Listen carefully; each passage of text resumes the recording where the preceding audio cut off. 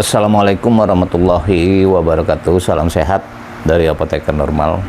Sahabatku, ketika Anda ingin mencapai suatu target di dalam kehidupan, maka bikinlah target itu dengan bahasa yang baik.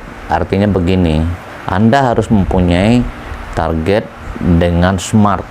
Smart artinya adalah target yang kita bikin itu harus spesifik, kemudian measurable, yakin kita dengan target itu, dan kemungkinan untuk dicapai itu adalah masuk akal, ya kan. Kemudian realistis, artinya nyata target itu bisa kita dapatkan. Kemudian harus dikawal dengan rentan waktu, durasi. Jadi ketika kita bikin target, kita harus punya waktu. Berapa lama target itu akan kita selesaikan. Dan demikian juga ketika kita bekerja. Saya pengalaman di marketing farmasi, ketika saya bekerja pertama-tama di salah satu perusahaan dalam negeri, itu mungkin ada beberapa pertanyaan. Karena posisi saya waktu itu adalah seorang medical representative. Ada pertanyaan begini, apa sih bedanya medical representative dengan sales representative? Nah, di dalam dunia marketing farmasi, ini berbeda antara medical representative dengan sales representative. Kenapa? Medical representative adalah perwakilan daripada salah satu prinsipal atau perusahaan farmasi yang tugasnya adalah mempromosikan produk, menyampaikan pesan produk kepada user. User dalam hal ini adalah dokter. Sementara sales representative adalah perwakilan dari jalur distribusi. Dalam hal ini termasuk di dalam ini pedagang besar farmasi atau distributor. Jadi kaitannya sales representatif dengan medical representatif itu saling support. Bagaimana tidak? Kenapa? Karena kita menciptakan demand, kita menciptakan permintaan. Itu fungsi daripada medical representatif. Kita menciptakan demand ke user. Kita melakukan informasi produk ke user atau ke dokter, sehingga ketika dokter itu paham dengan spesifikasi produk, kemudian indikasi produk, dan kebetulan ada kasus yang pas dengan produk yang kita pasarkan, maka terjadilah peresepan atau dokter akan membuat resep. Kemudian resep ini tentu pasien akan nebus ke apotik. Nah, ketika produk yang kita pasarkan itu belum ada di apotik, katakanlah apotik A, maka pihak apotik akan nanti melakukan order pesanan ke pihak distributor. Nah, ini ranahnya daripada sales representative. Sementara ranahnya medical representative terbatas kepada bagaimana kita promosi, bagaimana kita menyampaikan pesan produk kepada user. Kemudian tugas lainnya adalah kita monitoring apakah si user atau dokter ini udah menulis produk sesuai yang kita pasarkan atau informasikan. Caranya bagaimana? Caranya kita monitor di outlet, dalam hal ini apotik. Apakah sudah ada permintaan atau resep yang masuk ke apotik yang bersangkutan tentang produk yang kita pasarkan. Nah, biasanya pihak apotek akan memberikan informasi bahwa memang pernah atau sering resep dokter yang menuliskan produk A ke apotik yang kita tuju, sehingga itu kita bisa juga memberikan bantuan atau support kepada sales representatif untuk menyampaikan bahwa permintaan dari outlet ini udah ada, sehingga nanti jalurnya adalah ranah distribusi. Sales representatif akan taking order, kemudian terjadilah delivery dari distributor ke outlet. Nah, itu secara garis besar mekanisme kerja daripada marketing farmasi. Teman-teman, berbeda dengan halnya ketika saat sekarang ini, medical representative populasinya sangat banyak sekali. Mungkin pertama karena perusahaan variatif, kedua karena range produknya udah luas. Saking banyaknya produk-produk farmasi ini, maka diperlukanlah medical representative dalam jumlah besar. Beda halnya ketika saya bekerja sebagai medical representative kurang lebih sekitar tahun 92. Itu boleh kita hitung dengan jari. Berapa orang sih di dalam satu area itu medical representative dengan variasi perusahaan yang berbeda? Tidak banyak. Paling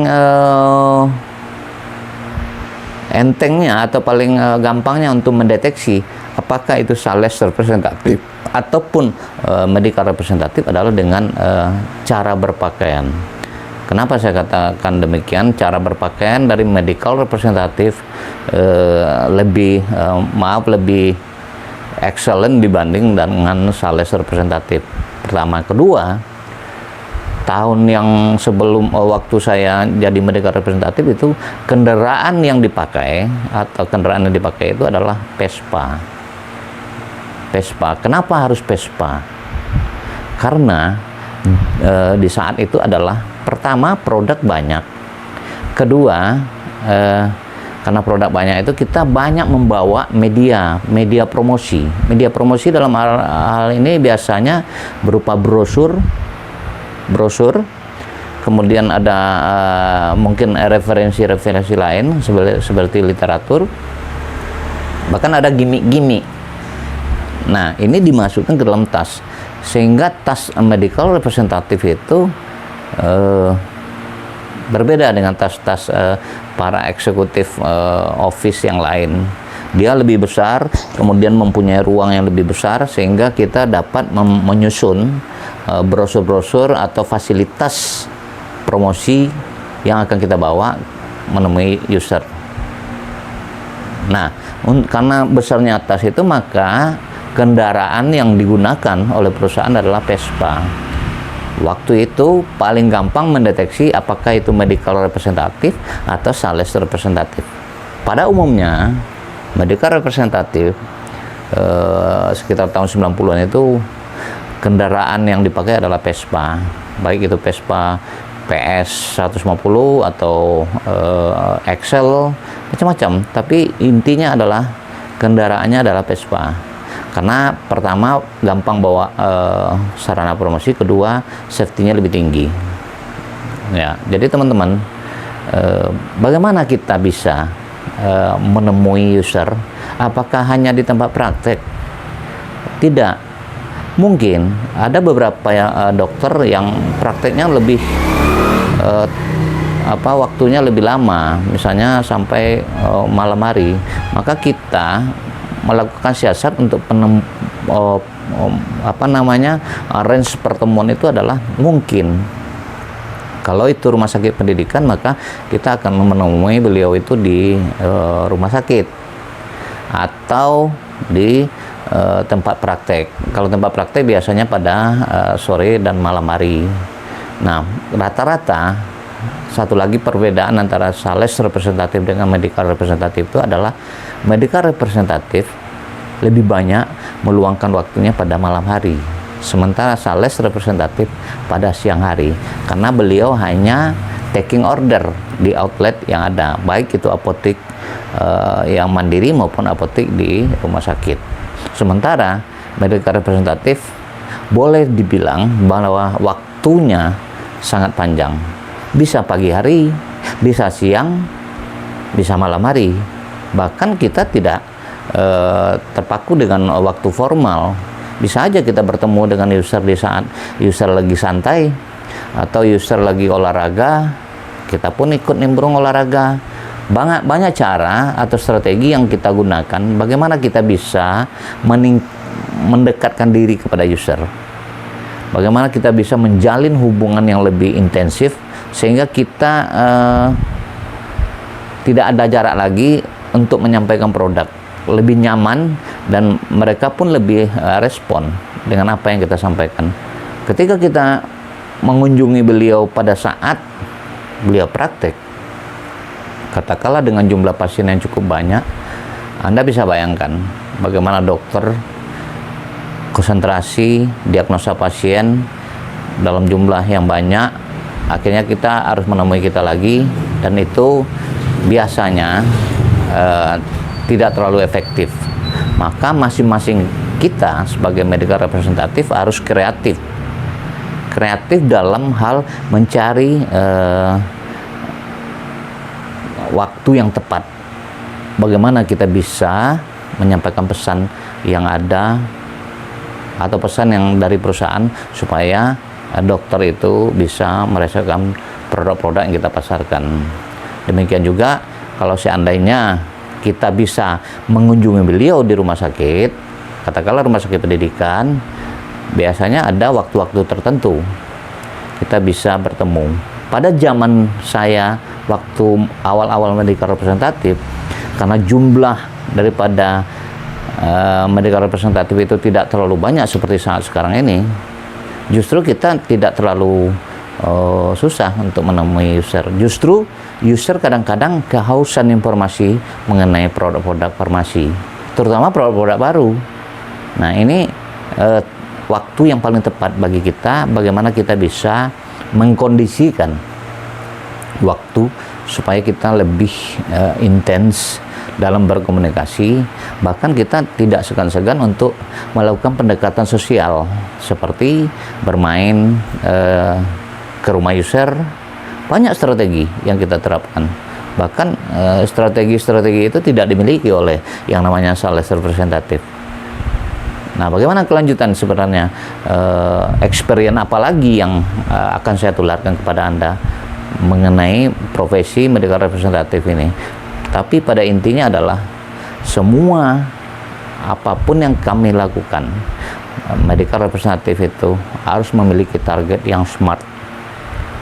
Smart artinya target yang benar-benar spesifik, kemudian yakin kita membuat target itu seperti akan kita capai, kemudian ada rentan waktu.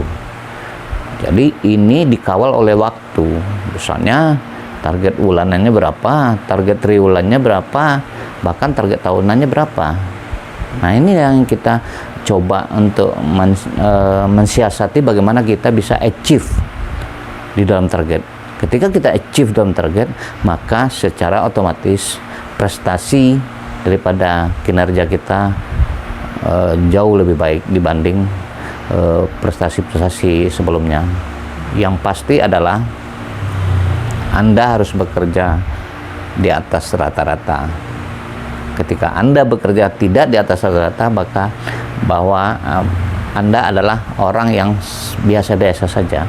Kalau Anda ingin menjadi orang yang luar biasa, Anda harus bekerja di atas rata-rata. Percayalah, itu adalah hasil yang maksimal. Terima kasih. Salam sahabatku, apoteker Indonesia.